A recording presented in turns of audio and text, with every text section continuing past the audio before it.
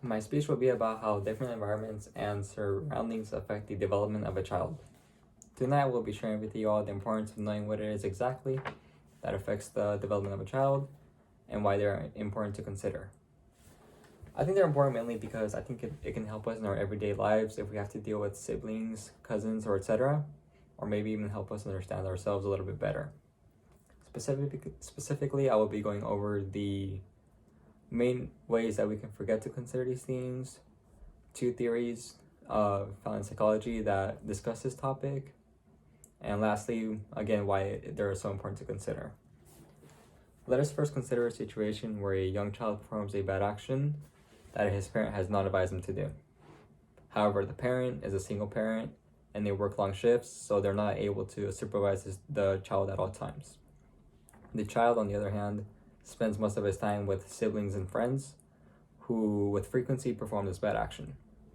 The child, in his eyes, all he sees is his siblings and friends doing this bad action with no consequence, and his parent who would punish him for doing it. Basically, he sees positive reinforcement from his friends if he does it, whereas he would get no positive reinforcement at all if he just didn't do it from his parent. So he does the action, and in consequence, the parent comes home, finds out, and punishes the child. The child, on the bad side, feels resentment toward the parent because he's getting punished for something that others around him do. So it starts building a bad connection with the parent, even though the parent may be doing the right by telling him not to do it. Now that I have mentioned a simple scenario where even though you may know what's the right thing, the child may not know, I'd like to discuss with you 2 major theories that involve this topic. The first is Piaget's theory of cognitive development, and the second is Vygotsky's theory of cognitive development. Piaget claimed that there are 4 stages to the development of a child. The first being the sensory motor stage that takes place from birth to the age of 2, the pre-operational stage that takes place from the age of 2 to 7, the concrete operational stage that takes place from the age of 7 to 11, and the final one being the formal operational stage that takes place from adolescence to adulthood. Vygotsky countered Piaget's arguments by saying that children develop independently of stages and that they are more so affected by the result of their social interactions. He argues that culture serves as a mediator for the formation and development of specific abilities such as learning, memory, attention, and problem solving.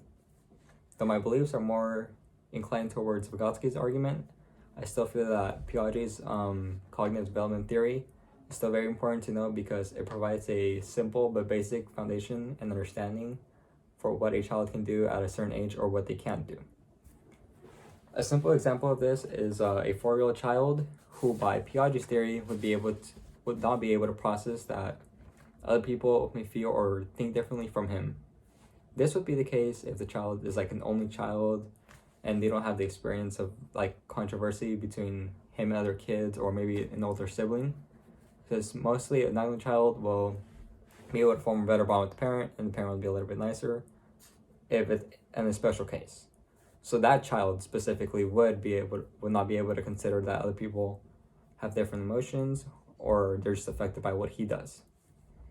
Whereas a second child, not his sibling, just a different child, if they grew up with siblings or a more knowledgeable other, as Vygotsky would argue, that they can more quickly learn that even by the age of 4, what they do can affect somebody else.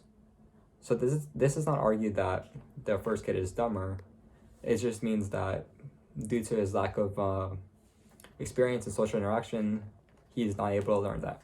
So lastly, I would like to discuss the importance of knowing the applications of both theories and how they can benefit you. By becoming familiar with the information of cognitive development, we allow a child to grow and develop to the best of their potential. We can also use the information to avoid any harm done to the child, both mentally or physically. Also, we can understand that it is not always just what we say to the child that affects their development, but rather what they are exposed to and surrounded by.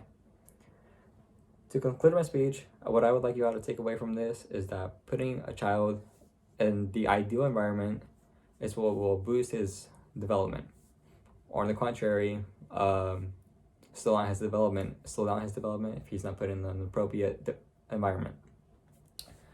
So thank you all for listening, and I hope that you'll be able to take with you this valuable information about how the environment of a child, how greatly that impact really is, and then maybe you'll be able to apply it to your own life. Thank you.